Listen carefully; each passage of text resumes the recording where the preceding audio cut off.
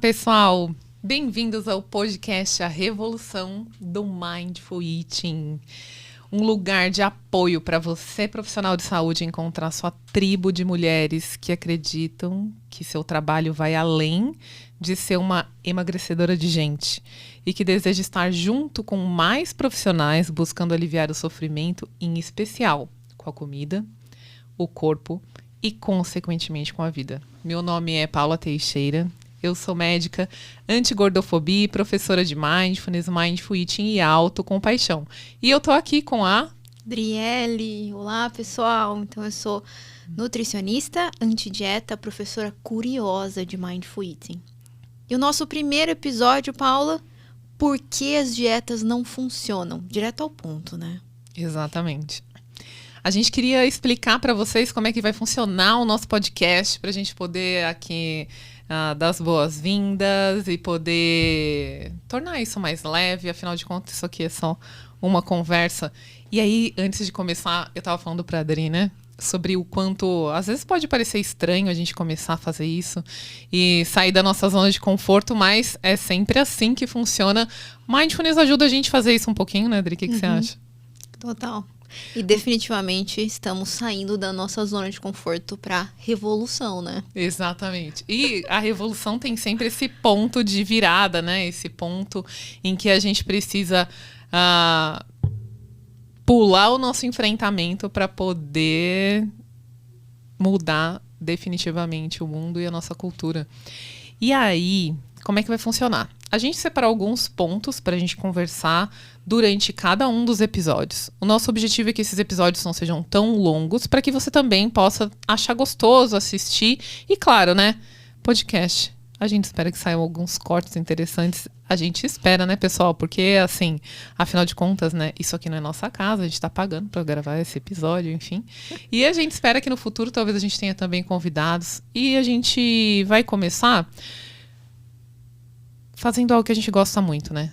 Bases fortes. Que é o que a gente sempre fala, tanto na nossa capacitação, quanto na nossa prática pessoal. E por isso a gente vai começar a falar por que as dietas falham.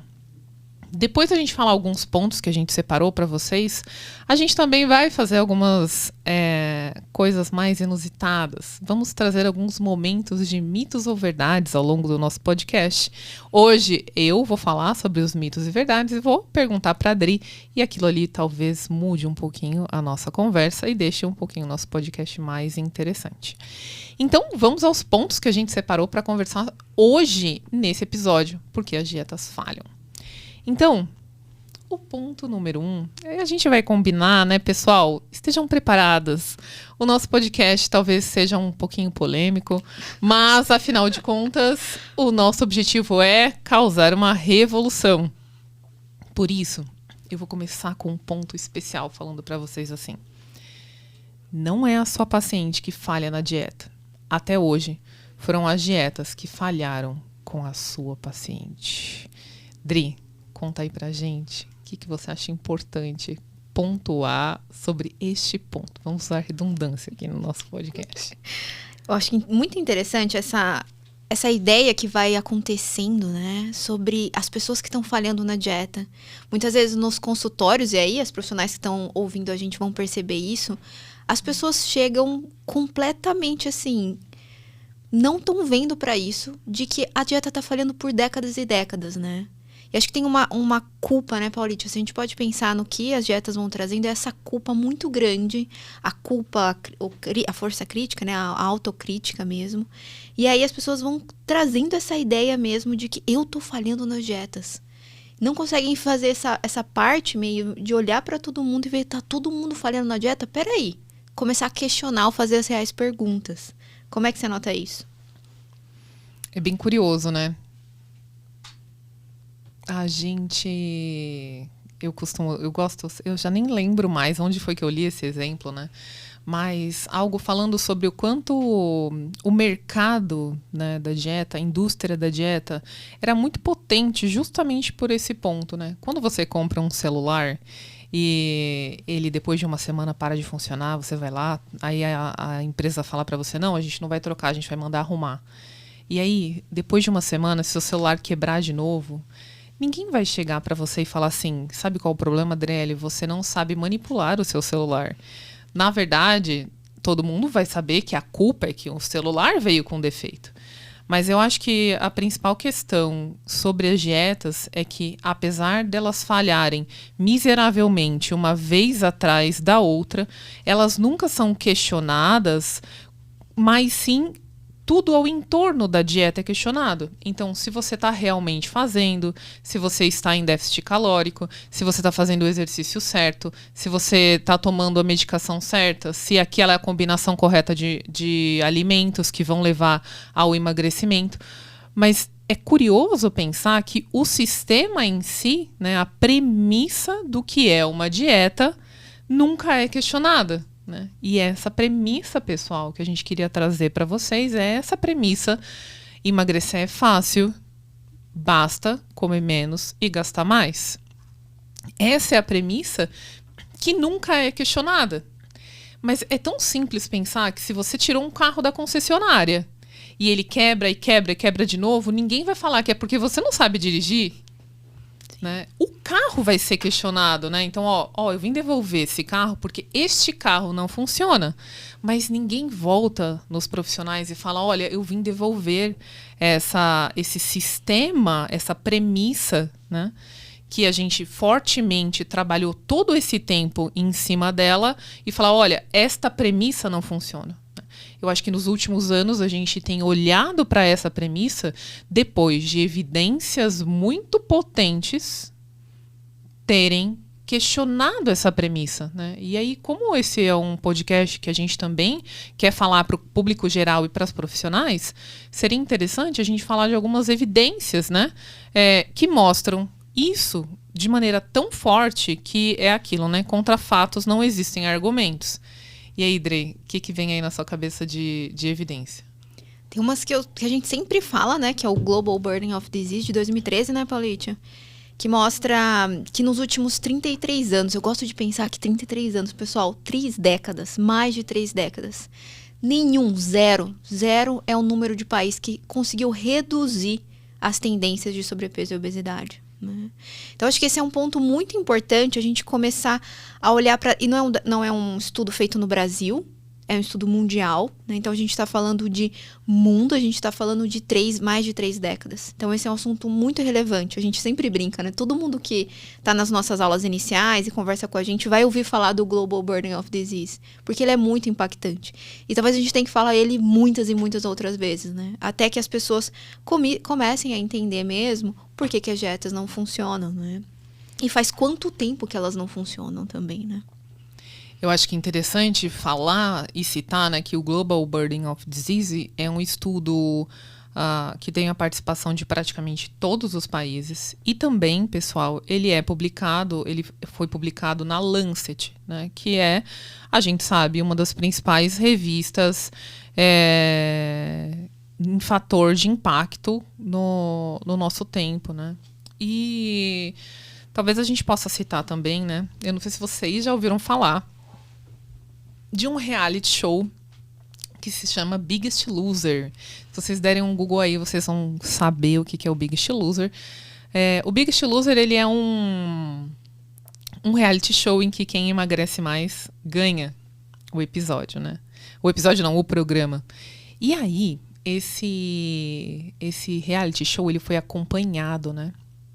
Os participantes foram acompanhados desde o primeiro episódio até depois, né, de 6 anos, se eu não me engano, que eles participaram do programa, né?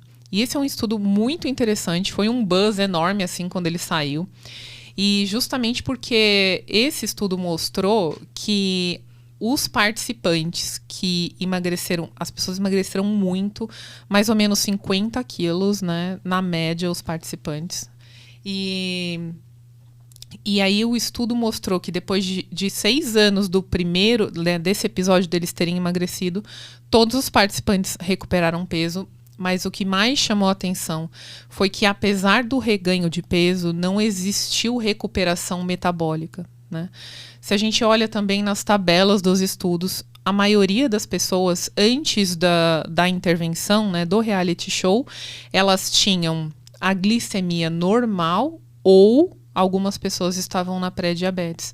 O reganho de peso depois dessa grande perda de peso, depois desses anos sendo acompanhados, as pessoas passaram então de todos, ou pré-diabéticos e diabéticos. Então eu vou repetir, né? As pessoas tinham em sua maioria normalidade glicêmica ou pré-diabetes, e depois do reganho de peso, diabetes ou pré-diabetes. E a gente poderia falar a culpabilização das pessoas voltarem ao estilo de vida, enfim. Mas a verdade, pessoal, é que existiu uma intervenção que era muito drástica e que essa é a questão das dietas, né?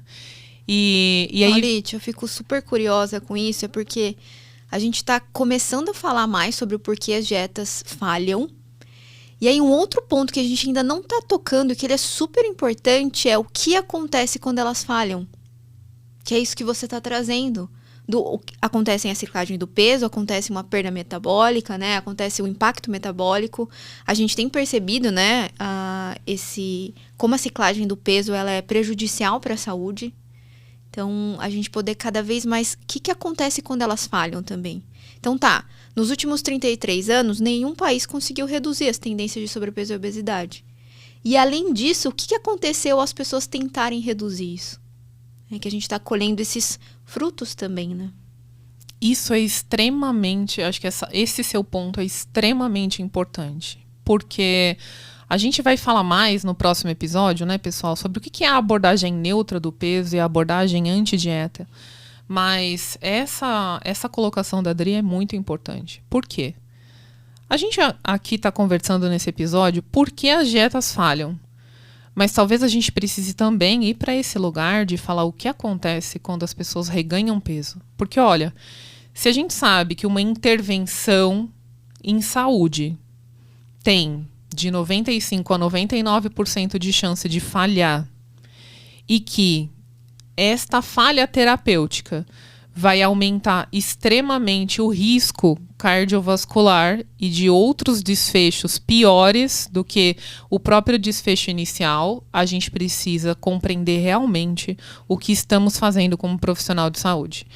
E aí, pensando que isso é uma revolução, nós temos levantado essa bandeira que a prescrição de dieta restritiva de maneira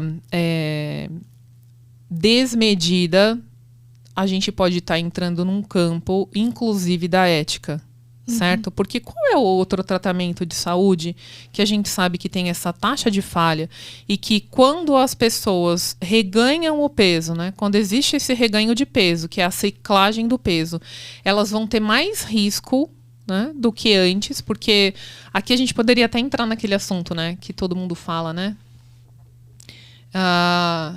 Bom, a obesidade é uma doença. E aí, a gente fica se perguntando, né? Quem não tem algum desfecho complexo, mais complexo de saúde? E aí eu acho que a gente pode começar a olhar para isso, inclusive pelo campo da ética, né? E eu acho, Paulite, que quando eu comecei a me aproximar do impacto da ciclagem do peso, enquanto nutricionista, eu me surpreendi muito. É que agora parece natural falar da ciclagem ou do impacto da ciclagem do peso. Mas quando eu comecei a entrar em contato o quanto ela é prejudicial, e eu me lembro muito de uma fala, e às vezes a gente até utilizava, né, dentro das aulas, que era assim, que aí traz a parte da ética, né? O que a gente sabe sobre o impacto das dietas na ciência hoje, talvez seja antiético prescrever uma dieta para perda de peso, né? Bem forte isso, né? Sempre acho forte, toda vez que eu falo. E eu até adicionei acho, né? Mas na frase não tinha acho. Já tinha uma afirmação, né? Então, isso é bem... Acho que continua me tocando, assim, de o quanto a gente precisa falar sobre isso, né? E aí, a gente vai para o nosso segundo ponto, Dri. E aqui no nosso segundo ponto, a gente vai continuar na polêmica, né? Muitas vezes, nessa continuação, né, de que as dietas não funcionam, algumas pessoas vão falar assim, bom, mas não existe emagrecimento sem déficit calórico. E aí a gente vai para a próxima pergunta. Você sabe que eu separei uma falazinha, né, tipo, para pra falar no podcast, né? Que eu não sei se é da sua época, né? Mas eu sou mais velha que a Adri. E aí tem uma frase do Chaves, né? Você assistia Chaves? Não. Aí eu sou da época que não tinha. Da Lua naquela época.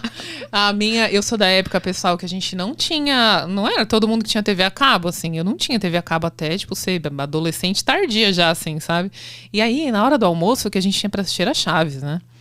E aí, o Chaves tem uma fala lá, eu não lembro, acho que não sei se é o Seu Madruga que fala assim: só um idiota responde uma pergunta com outra pergunta. Mas, aqui nesse caso, eu vou ser uma idiota e pagar esse preço, né? Porque eu vou responder essa pergunta com mais uma pergunta, né? Então, sempre que alguém me fala isso, né? Mas não existe emagrecimento sem déficit calórico. E aí eu sempre tenho a vontade de fazer a seguinte pergunta: e existe com? E aí a gente vai para as evidências, né, pessoal?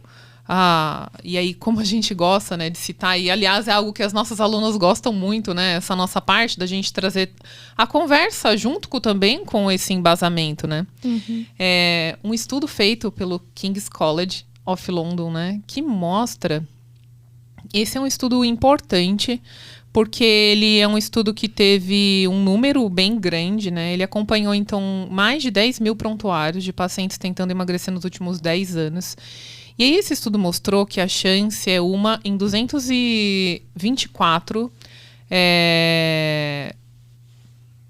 Peraí, deixa eu achar aqui direito essa evidência, peraí.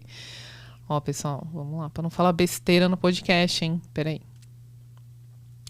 Então, a chance de uma pessoa tentando emagrecer por 10 anos, emagrecer e permanecer magra, segundo esse estudo, né? Foi 1 em 210 para os homens e 1 em 124 para as mulheres.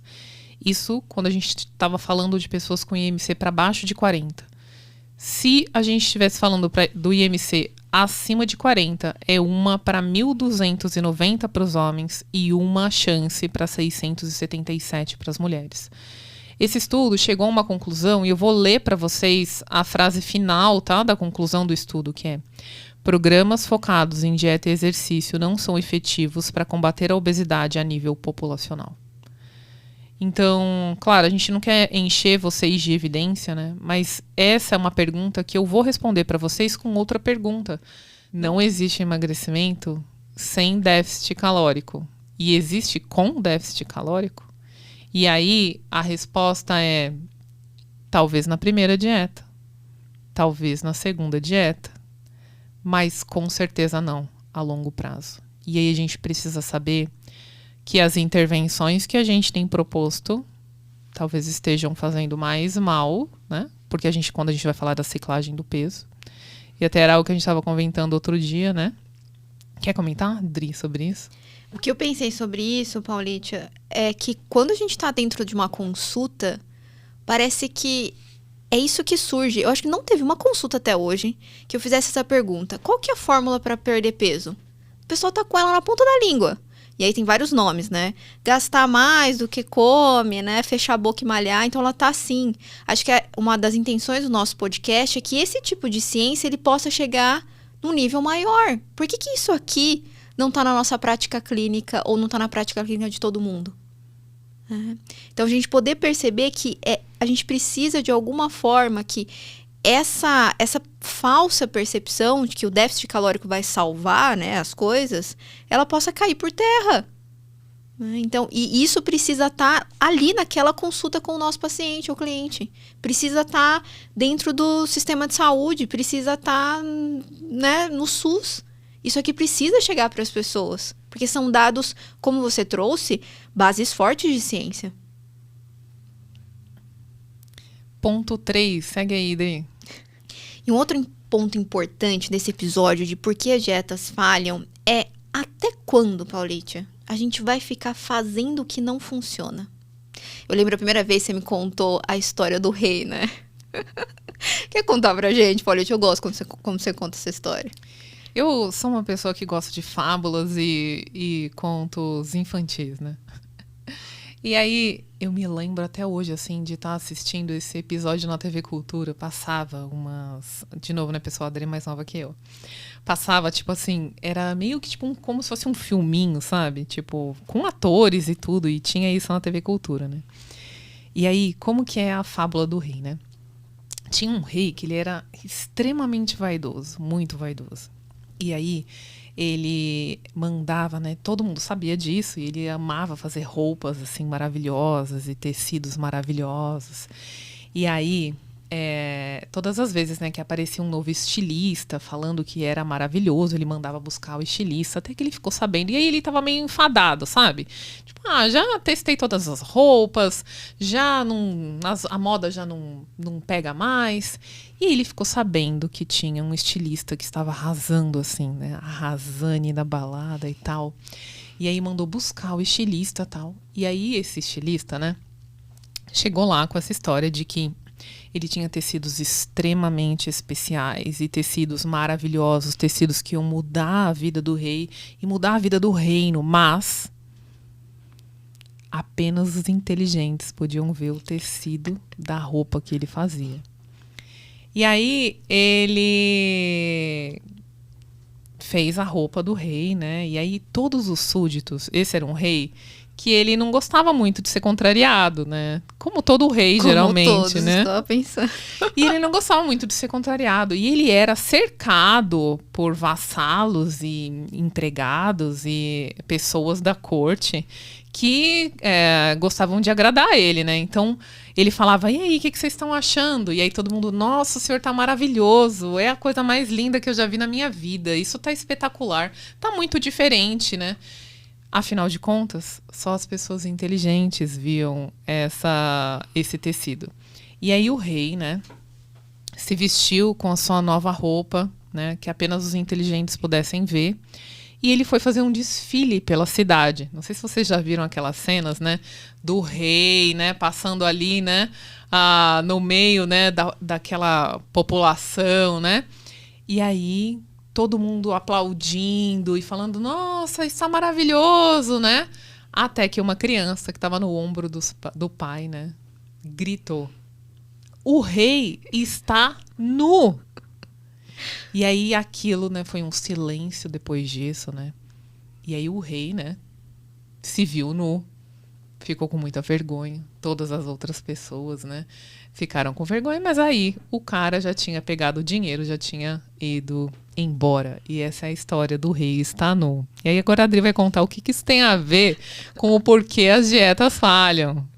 Acho que isso sempre vem na cabeça, ou quando eu vou ler artigos que chegam à conclusão de que a saída é prescrição de dieta e aumento de atividade física. Ou também é quando eu olho aqueles documentos que saem, sabe? A gente tá muito polêmica, né? Aqueles documentos que saem de manejo diabetes, vários manejos, né? E que a gente chega na mesma conclusão que não tem funcionado nas últimas 3 décadas. Pra mim, é a sensação do rei. Parece que eu tô sozinha, o menininho, né? Nesse caso, eu falando, pessoal, ninguém tá vendo que isso não funciona nos últimos tempos? O que a gente vai fazer? Então, acho que pode ser...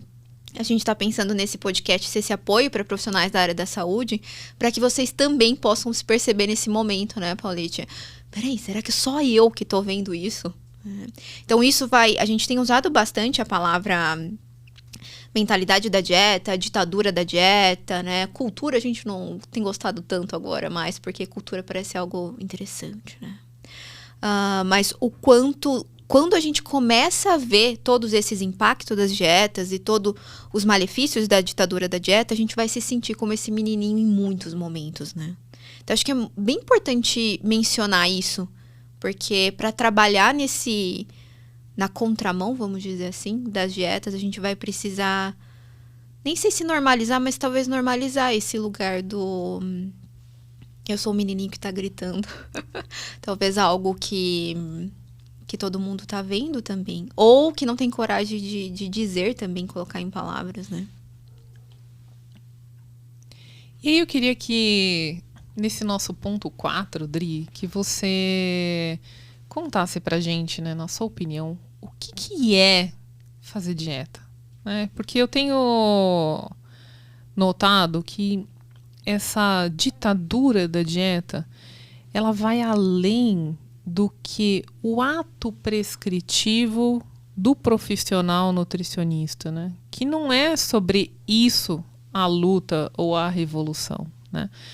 É sobre o que nós entendemos, o que vai acontecer depois que a gente passar aquele papel. Qual o impacto daquele papel? Se aquele papel vai fazer ou não a pessoa conseguir ter alguma mudança efetiva nos hábitos alimentares e nos hábitos de vida, né? E eu queria que você falasse pra gente, principalmente por conta do seu lugar de fala, né, de nutricionista, o que é esse fazer dieta que a gente tem essa revolução contra, né? Que não é só a questão do papel, né? O que é isso, esse fazer dieta? Eu percebo no consultório que existe uma variabilidade ou formas muito diferentes de fazer dieta. Talvez algumas são mais facilmente reconhecíveis. Ah, não, então eu tenho um papel, tenho ali uma prescrição alimentar, algumas são bem rígidas, né? Ah, então eu vou pesar a minha comida, eu vou seguir ali o horário, então algumas são mais rígidas. Ao mesmo tempo, outras, e parece que quando não tem esse papel não tem dieta. Quando, na verdade, a gente está falando de um comportamento que é amplamente reproduzido. Ah, eu não tenho mais dieta, mas eu sei, eu já internalizei isso. Ah, é 2 colheres de arroz, 1 colher de feijão, um pires de salada e um bife do tamanho da palma da mão. Quando eu falo isso no consultório, eu acho muito interessante porque todas as pessoas conhecem isso. Não importa o que elas estão fazendo, ou se elas se colocam no momento de dieta ou não, elas reconhecem esse exemplo.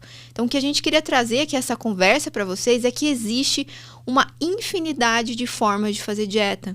A gente pode pensar de restrição de grupos alimentares também, né? A gente pode pensar... E eu acho que o que impacta, Paulitia, é a intenção. A gente fala bastante sobre isso em Mindfulness, né? Em Mindful Eating. O fazer dieta tem a ver com a intenção. Então, seria assim, ó, quais comportamentos, pensamentos, ações eu tenho com a intenção de perder peso? Aí você vai encontrar uma maneira de fazer dieta. Ah, eu vou na academia... Bom, como ontem eu fui no churrasco, então hoje eu vou na academia 2 vezes para compensar isso. Esse é um comportamento de dieta e tô fazendo dieta. Então, vocês podem... Acho que essa forma de pegar o comportamento da dieta, ele vai ser importante. Olhem para a intenção. Qual é a intenção? A intenção de perder peso vai levar para um comportamento de dieta. Por isso que eu acho que ele é tão comum dentro do comportamento alimentar. Isso, eu não sei se acontece isso bastante no consultório com você, mas é muito comum, por exemplo, quando a gente começa a desenvolver a atenção, né, dentro do Mindful Eating, as pessoas começam a utilizar aquele pequeno aumento da consciência para fazer dieta. Ou seja, não, então peraí, se eu começo a perceber agora que eu tô com fome, então eu não posso comer. Só posso comer quando eu tô com fome. E aí, por isso que a gente vai ampliando. E acho que a gente tem visto bastante isso, né, Paulitia? De quanto o comportamento alimentar, ele tem sido utilizado como uma forma de restrição também. Se eu não olho para essa intenção, se não tá claro isso, a gente vai fazendo isso enquanto pessoas e enquanto profissionais também. Eu acho que é bem importante a gente pontuar que o problema, pessoal, que nós temos aqui, ele é paradoxal, certo? É bem importante a gente pontuar esse paradoxo. E esse paradoxo, ele também é um paradoxo do mindfulness, né? Que a gente gosta sempre de falar, que é o seguinte paradoxo.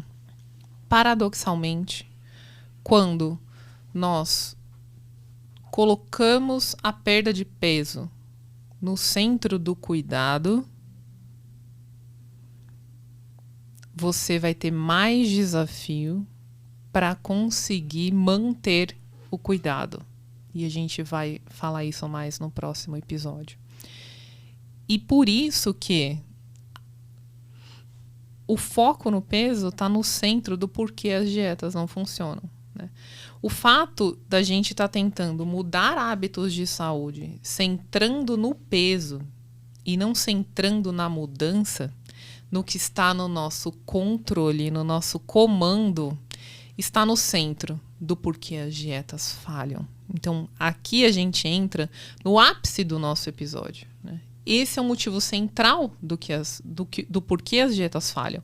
Elas falham porque a premissa central do porquê eu vou entrar num cuidado com a minha alimentação, ele falha, certo? Então, é interessante que você saiba que quando a gente está tentando manipular, então, o peso, isso explica por que as dietas vão combater a obesidade, por que elas sempre focam na inteligência externa. E aqui a gente vai listar os problemas das dietas.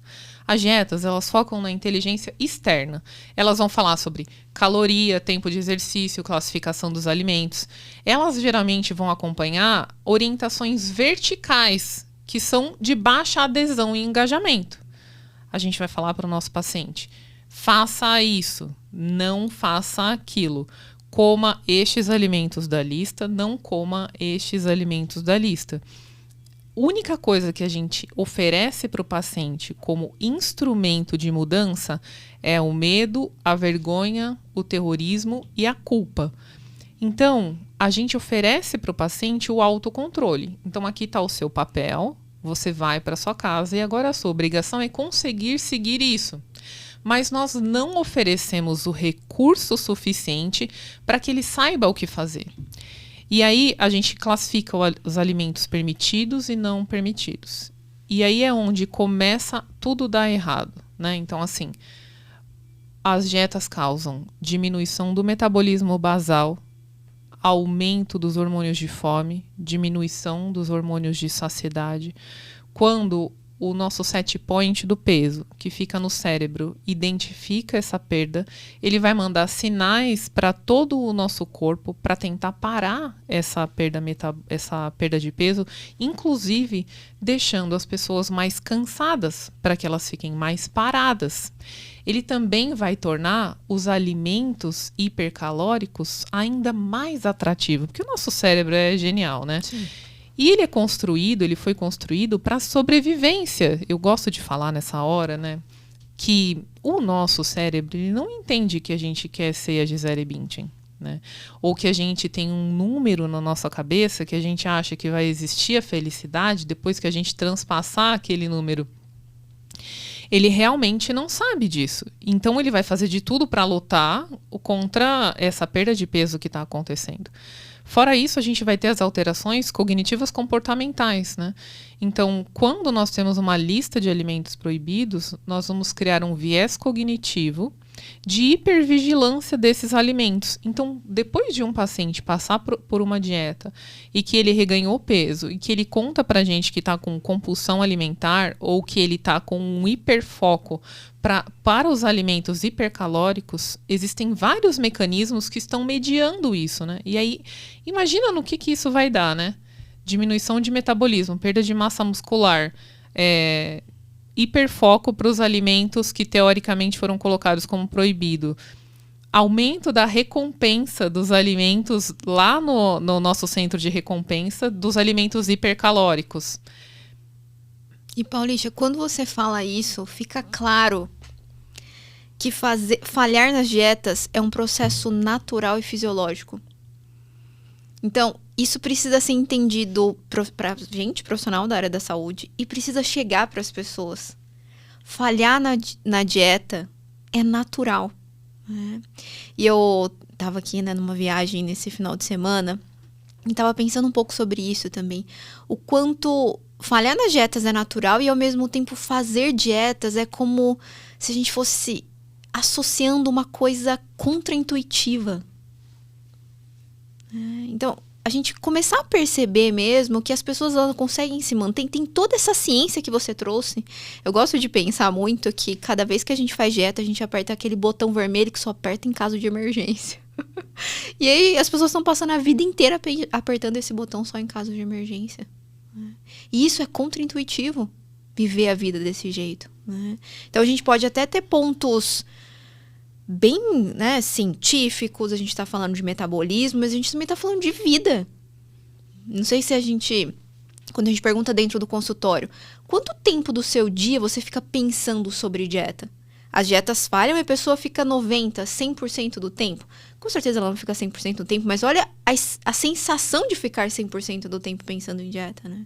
Então, todos esses impactos, assim, a gente pode ir cada vez mais percebendo. Eu acho que a gente está nesse momento, enquanto profissionais da área da saúde, dimensionando todos os impactos das dietas. Não estão todos já claros e elucidados, né? Maravilhoso. E aí a gente vai para o nosso momento mitos e verdades. Dri, pensa rápido. É mito ou verdade? Basta ter foco, força e fé para controlar o peso. Nossa, esse é um mito. A gente vai falar mais no segundo episódio dele, né? Mas esse é um grande mito.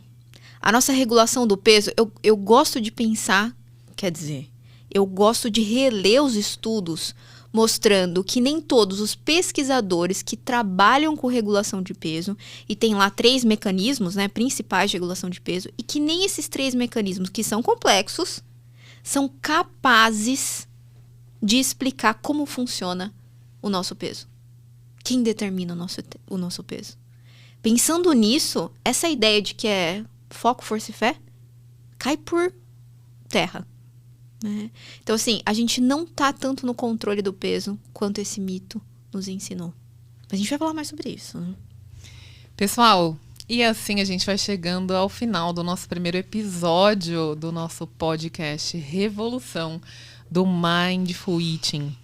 A gente quer falar para vocês, colocando aqui cenas dos próximos capítulos. Talvez, se você tá aqui, né, profissional de saúde, ou então uma pessoa que resolveu aqui, né, cair de paraquedas nesse podcast de 2 profissionais de saúde, mas gostou do assunto, também, né, tem um pezinho ali na ciência, né, a gente sabe que esse assunto, né, ele é vertical, né, transpassa muitas profissões. Para que vocês saibam, nos próximos capítulos vocês vão encontrar, se não dieta, então o quê? A gente vai falar também sobre o que é a abordagem anti-dieta e não centrada no peso. A gente vai também falar para você, nutricionista, psicóloga ou médica, que tem desejo de trabalhar com abordagem de mudança de comportamento alimentar e como isso interfere dentro da nossa prática profissional, inclusive nessa conversa que a gente vai ter com os pacientes e o quanto competir, porque isso existe, né? Nós precisamos falar sobre isso. Mindfulness é sempre essa proposta de falar abertamente sobre todos os temas, sem tabu. Uhum. E a gente vai falar um pouquinho sobre como é essa competição, né? Como igualar um pouquinho essa competição da venda do emagrecimento, certo? Dri, e aí? Finaliza aqui o nosso podcast, manda um abraço pro pessoal que você quer falar. A gente se vê no próximo episódio. Tchau, pessoal. Até o próximo.